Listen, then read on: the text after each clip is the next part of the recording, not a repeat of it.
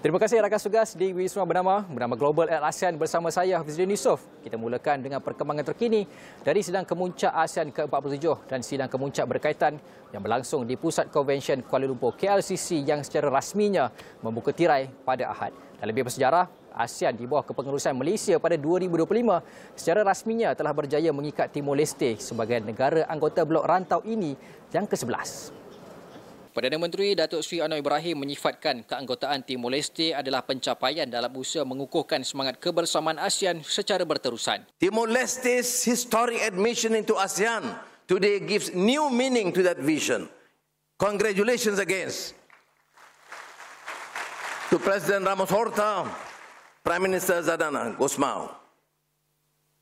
Its place here completes the ASEAN family, reaffirming our shared destiny and deep sense of regional kinship.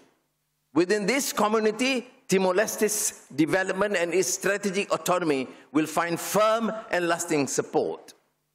Semua 9 pemimpin dan ketua negara anggota ASEAN menandatangani deklarasi penyataan Timor Leste sebagai anggota ASEAN, manakala Myanmar diwakili Setiausaha Tetap Kementerian Luar Myanmar U Hau Kansum, selain Timor Leste diwakili Presiden Jose Ramos Horta.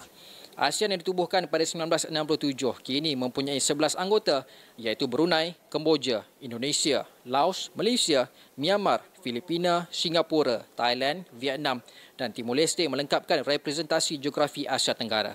Pada 2011, Timor Leste secara rasmi memohon untuk menyertai ASEAN menandakan perjalanan selama lebih sedekat dalam memenuhi penanda aras ekonomi dan institusi blok ASEAN.